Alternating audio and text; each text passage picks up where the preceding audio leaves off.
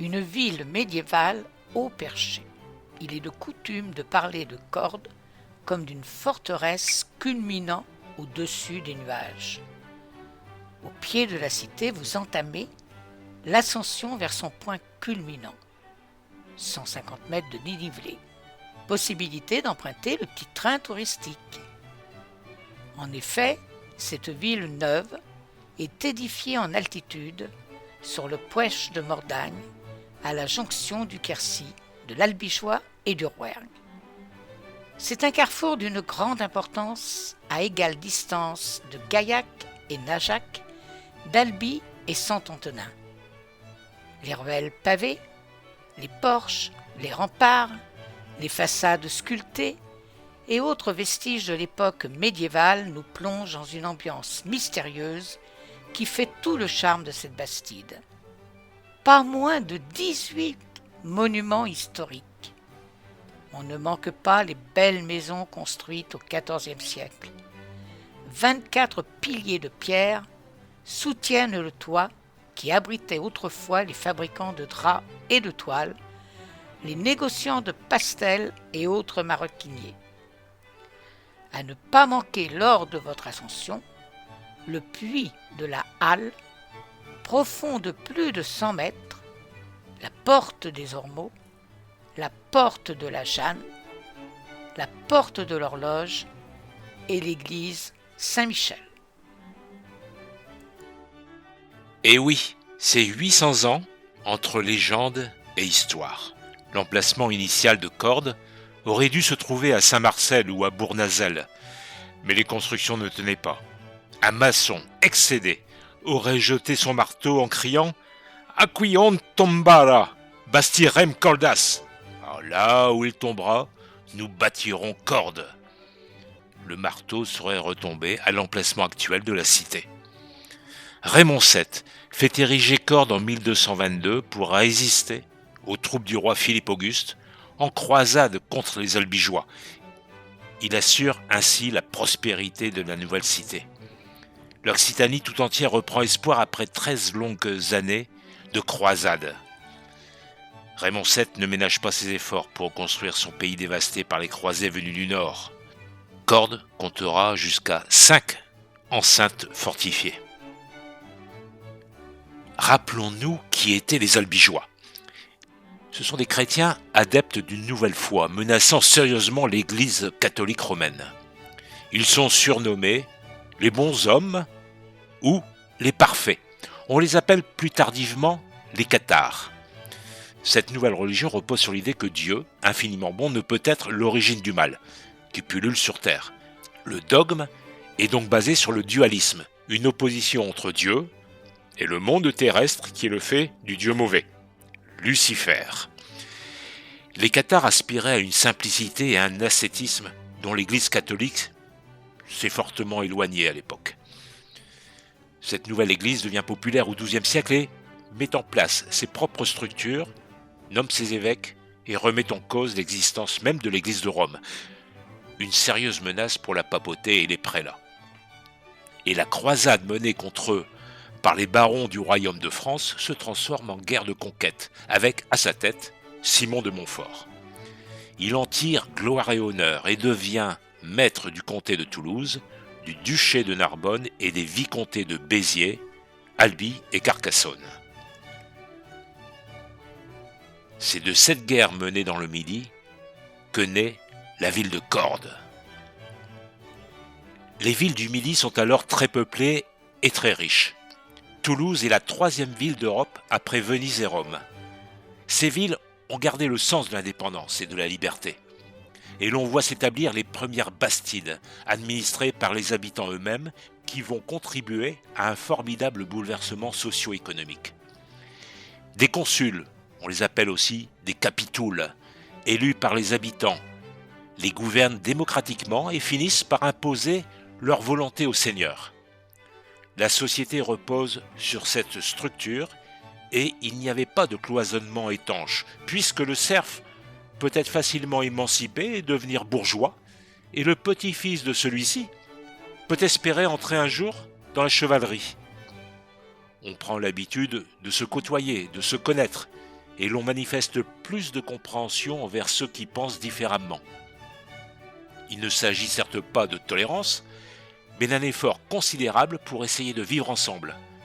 Toutes ces conditions favorisent les échanges, tant commerciaux que culturels, et la littérature occitane en témoigne. C'est le résultat d'une synthèse entre ces différentes traditions. Cordes atteint son âge d'or à la fin du XIIIe siècle et le début du XIVe siècle. Après, ce sera une série de déclins, pour être aujourd'hui devenu un véritable musée à ciel ouvert.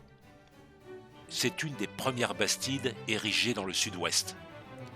La cité médiévale est construite autour d'une place et non pas d'un lieu saint, à l'instar des autres cités de son époque.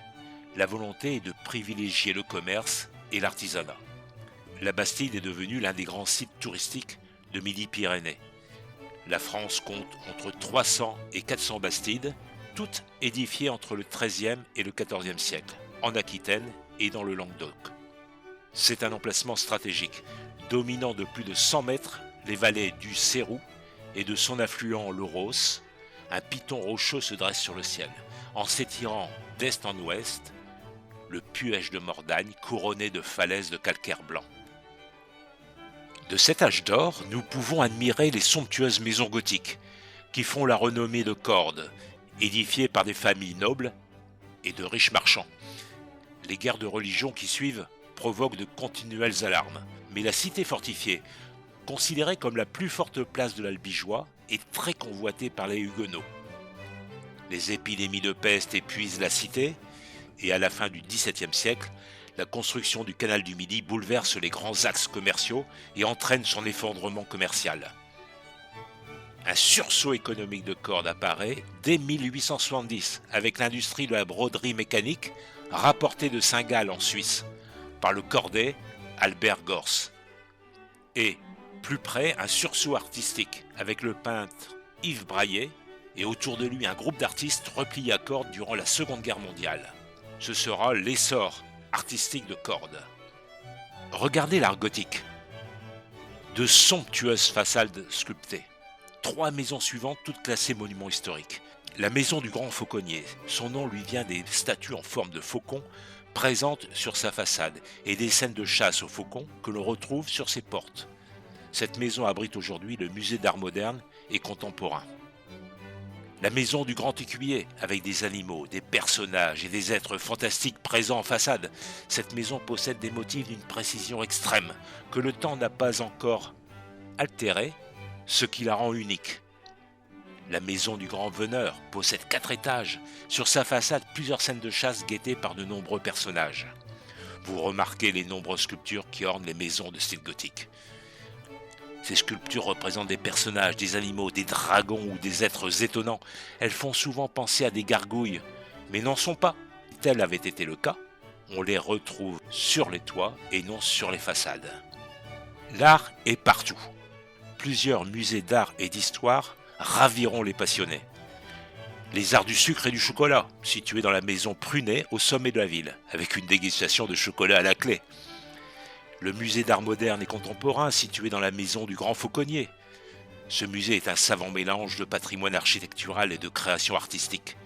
Les œuvres sont essentiellement du XXe siècle. Mais vous pourrez voir aussi le musée Charles Portal, la fabrique du Fourmiguier et de nombreux ateliers de peinture, de gravure et de poterie. Dans les années 1950, durant la Seconde Guerre mondiale, un groupe d'artistes repliés à Cordes autour du peintre Yves Braillet réveille la cité oubliée et provoque le renouveau artistique.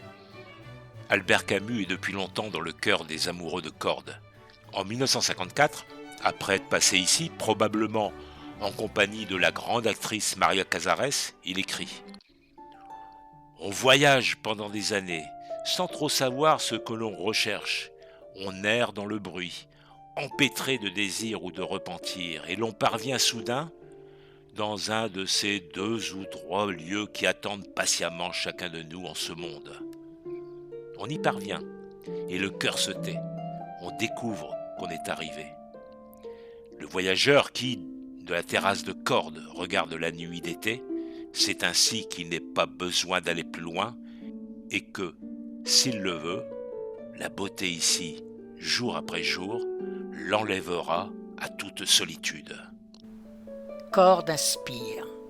Le réalisateur japonais Miyazaki a été inspiré lors d'une balade à cordes pour le générique de son dessin animé Le Château dans le ciel, sorti en 1986. C'est en 1993 que le mot « ciel » est accolé au nom du village. Face au flot des touristes, on se remémore le va-et-vient des gens lors de l'âge d'or de cordes. Les marcheurs apprécient ce joyau en fin de journée et au petit matin, seuls sur les pavés. Dans leur sac à dos, des croquants de cordes aux amandes, souvenirs gourmands de cette étape du chemin de Compostelle. Et je pense aux ouvrages mystiques du peintre surréaliste Jean-Gabriel Jonin, ancien élève de Dali qui s'est établi à Cordes. Cordes est une immense nef qui a traversé le temps, alternant les tempêtes et le calme plat de la prospérité. Tout un univers symbolique. Notons pour le voyage qu'à Vintrac fut mis à jour un nombre considérable de sarcophages d'époque mérovingienne. L'un d'eux, datant du VIe siècle, contient une défixio, c'est-à-dire une tablette de malédiction qui reposait pliée en trois à droite de la tête du défunt. C'est une plaque de plomb sur laquelle ont été gravées des lettres en écriture cursive, sans être encore à ce jour déchiffrées. Pour nous envelopper dans le dernier voyage, découvrons dans une salle du musée Charles Portal à Cordes un sarcophage monolithe à double place. Fait étrange, les deux cuves de ce sarcophage communiquent entre elles par l'intermédiaire de 14 ouvertures en arc de cercle aménagés dans la paroi centrale. Mystère!